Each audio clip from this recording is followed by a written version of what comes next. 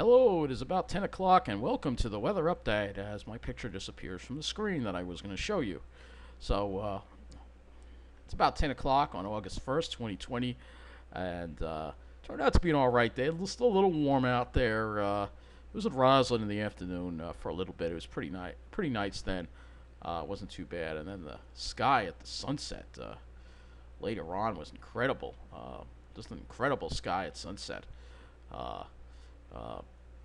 Got all these beautiful altocumulus clouds. I'll show you some pictures of them here. Pretty amazing. Also, look at that. I mean, if you look closely, you can see there's like a little rainbow in there almost. It's pretty cool. Pretty cool. And then I stopped off at a lake because I went to ShopRite in New Hyde Park, and I stopped off at a lake, and I started walking all the way back to Mineola.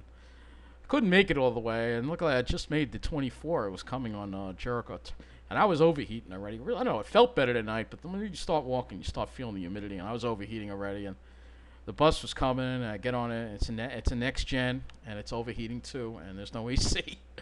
Luckily, it's just a short ride back. But yeah, this is like a little lake by North New Hyde Park here. They have a nice little park there, so I spent a little time there at dusk. But anyway, we got a lot to talk about here with the weather. I guess we'll get started with Isaias. I can't pronounce this damn thing. I don't know why they picked this name. Isaias. So it's now a tropical storm. It has weakened to a tropical storm, but it is expected to strengthen once again. So let's go to the latest on Isaias.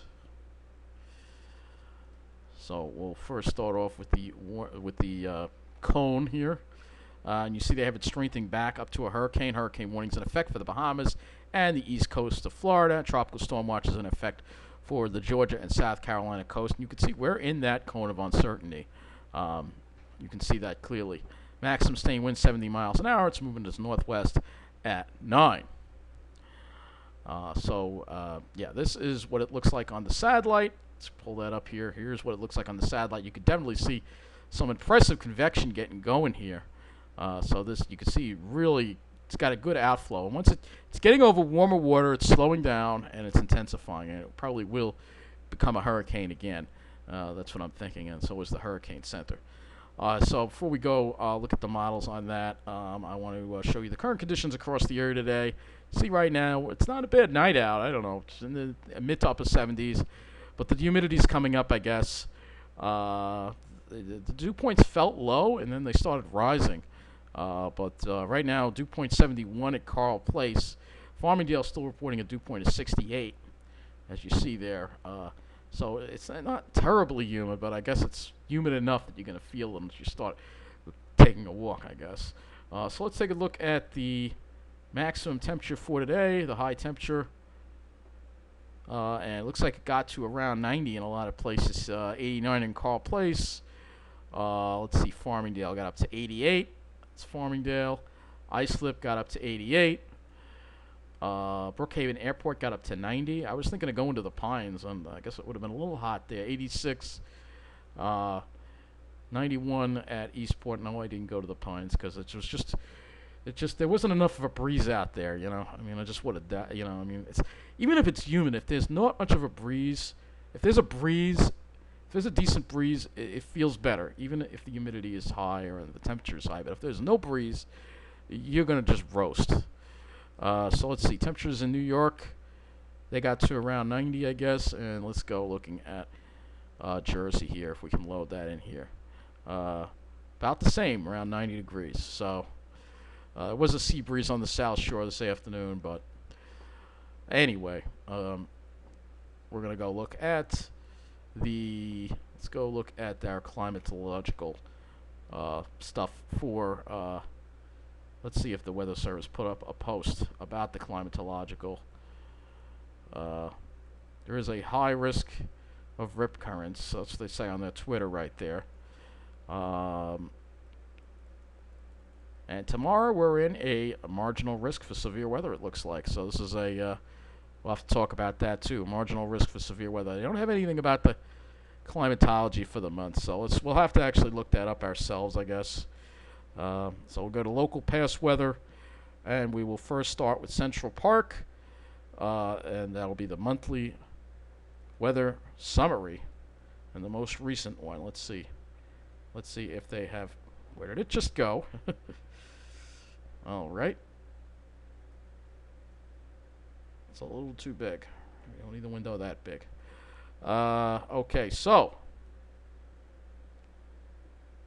our average maximum for the month in Central Park was 87.4. The normal is 84.1, so we're about 3 degrees above normal.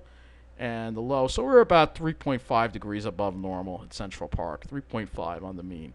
So it was a warm month. It doesn't say if it's the warmest ever. It doesn't really say it's the warmest ever. But let's go look at Islip. Most recent, we'll go over Central Park and we'll go over Islip. If there was a record, it would have been noted. So I don't think we did set any records this month, but it was quite a warm month. So average maximum at Islip, 85.1. The normal is supposed to be 81.7. So we were about, let's see, almost 4 degrees above normal at Islip. And rainfall amounts, let's see, rainfall 3.39 inches. Okay, so a little closer to average. At least we got made up for some of the lost rain that we had with those storms the other night. So there's something else I want to just pull up here. Just hold on a second. Okay, according to New Jersey 101.5, they said July 2020 likely to go down as the warmest in New Jersey. Following the 10th warmest on record, the state is rounding out, which will likely go down as the warmest July ever in New Jersey. So the finalized numbers will be coming in coming days. So more information on this, obviously. Everybody's focused on the tropical system. Here's Paris. Let's talk about that. And my computer's frozen. So here we go. Paris tops 100 degrees as London breaks all-time record high. So a stifling heat wave. It's not just us. It's the whole northern hemisphere. Stifling heat wave that gradually built throughout much of Western Europe this week over some of the warmest conditions of the year so far. Triple-digit temperatures were recorded in some of the continent's biggest cities, including London. So let's see. London, England had its hottest day in recorded history on Friday when the mercury topped out at 100 degrees, that's 7.8 Celsius, at Heathrow Airport, and that broke the record of 98, set not that long ago, in July 2015. Some locations in France climbed above 100. This is the face of climate change here that we're dealing with here. So it's really serious. Well, anyway, let's get back to the tropical system here. So we're going to look at those spaghetti models. And you can say they all track it up the coast. They have it making a landfall in Florida, then going back out over the water again, and then making a more substantial landfall in South Carolina and North Carolina, and then riding up, once getting caught up in those southwesterlies and riding right up the coast there. So that is what it looks like there. So let's go look at some of the models here. And we'll have to obviously be patient as we have to wait for it to load. We'll put this in the eastern United States view. And this is the GFS at 18Z. So we'll first start off with the upper air so you can get an idea. We're just using the upper air just for a brief little bit here, because just so you can see how it's going to affect the storm. So there's your tropical system. Upper air isn't that useful for tropical systems. They do show up, but it's kind of hard to see. But you can see here's the ridge off the east coast and the trough that's digging down. And this thing is going to get picked up and then shoved right up. And it looks more and more like it's going to be a track right along the I-95 corridor versus one out to sea. Because it's going to get pushed. It's going to get attracted to this trough. So that attracts it to the west. So let's go back to the surface here. So here is our storm, and you can see it brushes the coast. It's intensified. You can see it's starting to wrap up. Then it gets back out over the water, maintains its strength, intensifies again, and then makes that landfall in South Carolina, it looks like. And then the center of it looks like it goes in more, west toward in more, and then that would bring the heaviest rain west of the area. But with this, it still is a pretty wrapped up system, even when it gets into our area. Still pretty wrapped up, though. It might start becoming extra tropical at this point, it might actually, the trough coming in might actually energize this thing into some type of hybrid system. That's another possibility. That's why you see it so strong on here. So if we go and we look at the wind speeds, and again, it would have this hitting, it would have it making a landfall in South Carolina Monday night, and then it would race up here and get into our area later on Tuesday, and race through here, and then be out of here by Wednesday.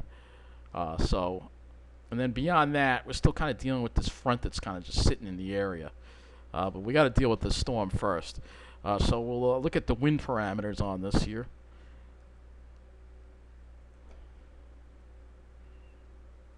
So here are the wind parameters here, and you can see there's the wind parameters. You can see it drops off a little bit when it interacts with Florida, then picks up steam again. This will probably be a hurricane when it makes a landfall in South Carolina, I think.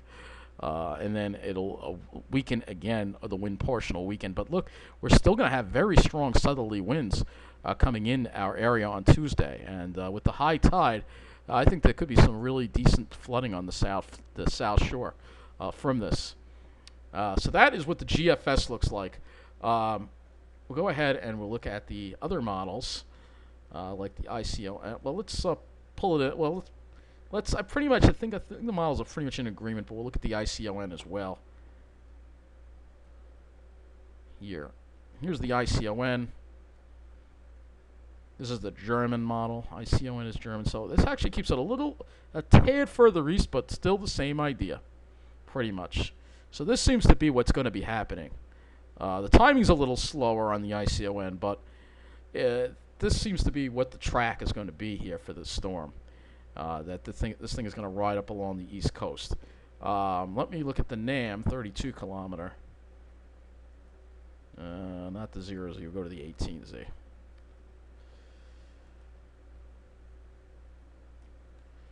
Wait for the spinning circle here to move on along here. It's pretty much the same idea. They are all agreeing on this track. So we have an agreement on the track.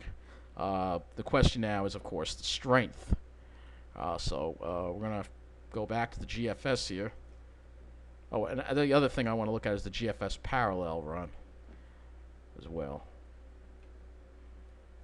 So I'm sure that's an agreement too. Let's see, we got that wrapped up system. Parallel's a little more intense with it. Yep, same track.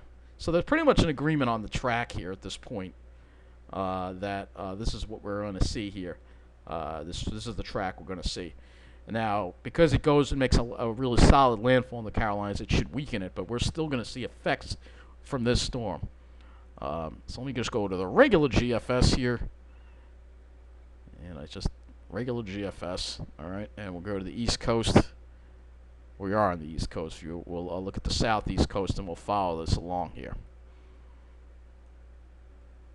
So you can see, makes that landfall tomorrow on the East Coast of Florida, rides along the coast, weakens, loses some strength, then reemerges back over the water, gains some more strength, makes a landfall in South Carolina Monday night, and then quickly shoots up the East Coast right along the I-95 corridor. So we'll change this to the, I think the GFS has the right idea here. You can see that center going to the west here, and right up the I-95 corridor. The problem with this type of setup is it's going to cause a very strong southerly flow, which is going to cause flooding on the South Shore beach. And as far as wind goes, we're going to see some tropical storm force winds out of this, I think. Now, on the right side of the storm is where there has a tendency to be spin, and there could be tornado risk that we'll have to watch out for, too, as well, as this moves on by. You can see it shoots through real fast, though. So it won't really be a long-duration event. It probably lasts 6 to 8 hours, and then it'll be over. And it'll be out of here. Now, as far as the rainfall goes, we'll put this back to the radar simulation here. And you can see here that the heaviest rain goes to the west. And we don't really get into the heavy rain, but there could be some really heavy rain over eastern PA and western parts of New Jersey, according to this track. So that's, like I said, that's a pretty wrapped up system right there. and that's going to definitely give some intensity here to the storm. Before the storm, though, we're going to be dealing with the humidity on the increase, temperatures on the increase, and we got to watch out for that severe weather tomorrow. So here we go for Sunday. Not that hot over the island. Jersey's probably going to be much hotter. There'll be a southerly flow, which will make Jersey very hot. And then for Monday, we'll probably be upper 80s to maybe around 90, similar to today, I think, temperature-wise. And then for Tuesday, obviously, we're cooler with that, with the storm in the vicinity. And then after that, it just stays warm right behind the storm. Not tremendous heat, but definitely above normal. Temperatures 85 to 90. Looking at the dew points,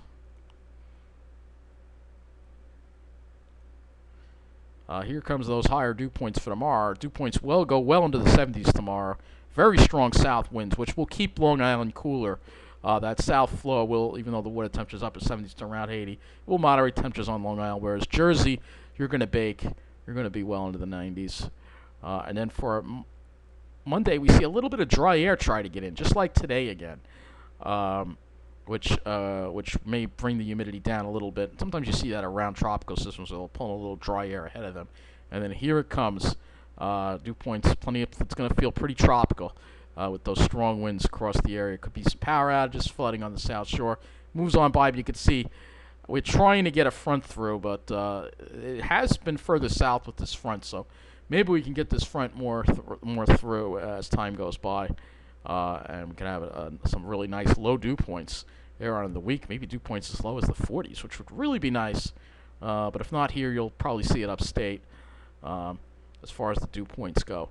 The NAM, I don't think the NAM's going to go far enough out for us at this point. I can look at the NAM, 12 kilometer.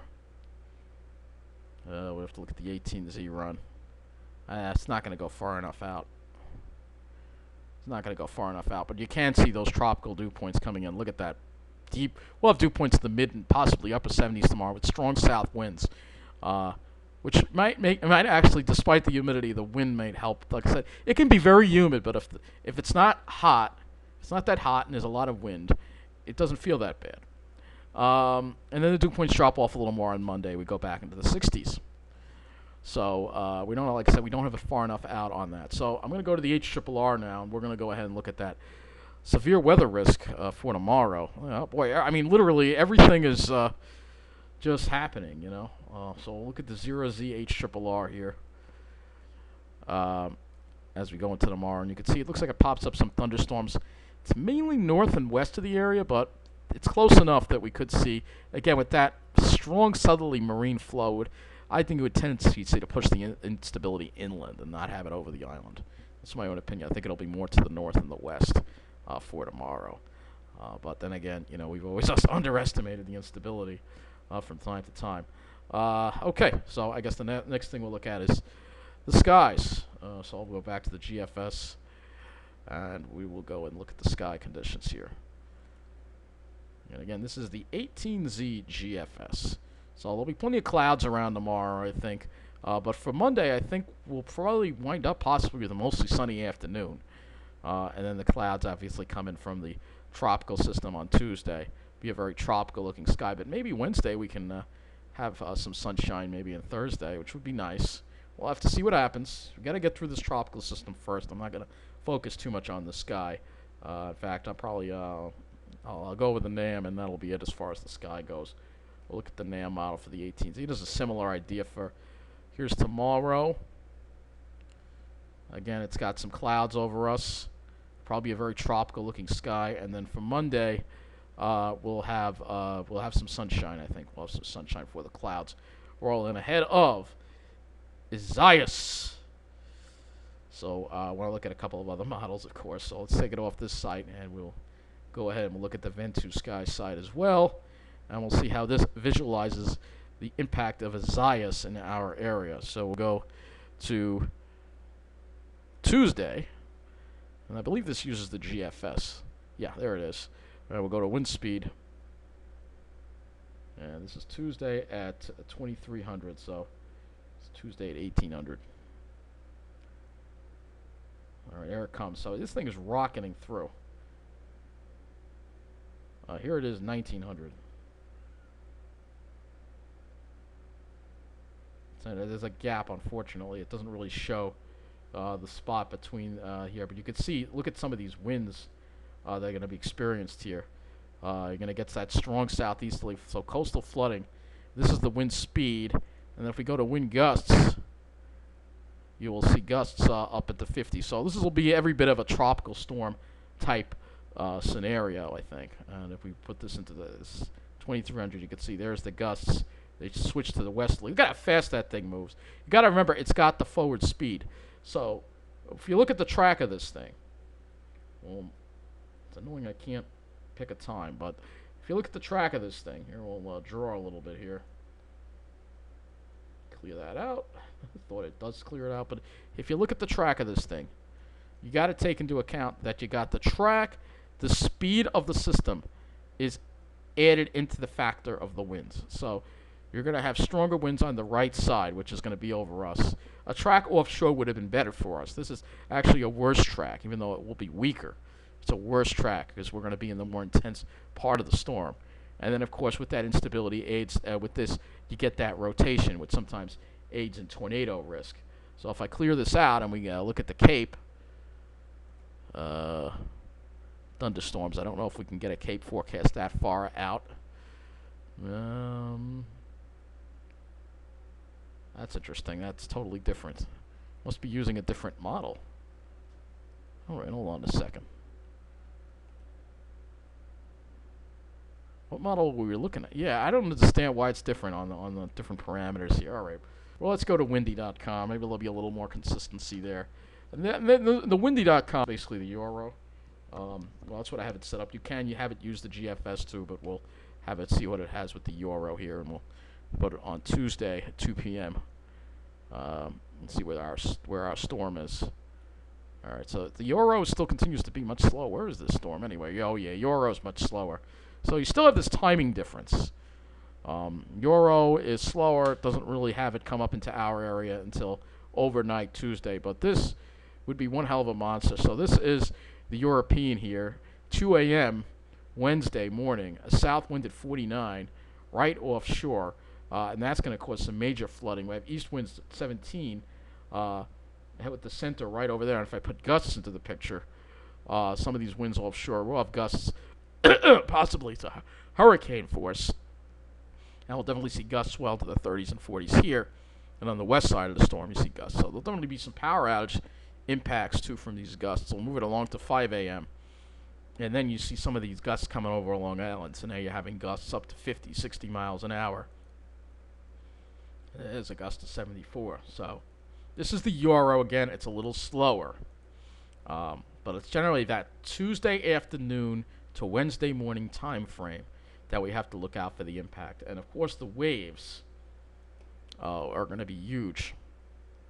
So here are the waves. You're going to have some easy 20-footers. There's going to be a lot of flooding. I believe this is going to be the worst flooding event since Sandy on the South Shore. Maybe even, I mean, it has the potential to be worse, in my opinion. We'll have to see what happens.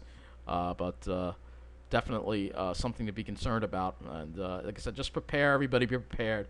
It's going to be a quick-moving storm, but there's going to be some power outages. Hopefully PSEG is prepared to restore those power outages quickly. But there will probably be, I would think, I would say a quarter, 20% of people on Long Island, potential is that 20% might lose power as a result of this. Oh, I should put the sea temperature on here, and you'll see what I mean with the warm water. So 81. It's reporting an 81 on here. So this is very warm water. And that's why this storm could be worse than we anticipate. So this is an evolving situation. Let's look at the radar. Speaking of evolving, it looks like we do have some showers and thunderstorms that have popped up over there. And the other thing, oh yeah, let me go to Vent2 Sky, and let me show you the Cape as well. So we got to look at the Cape as well. The thunderstorm threat for tomorrow.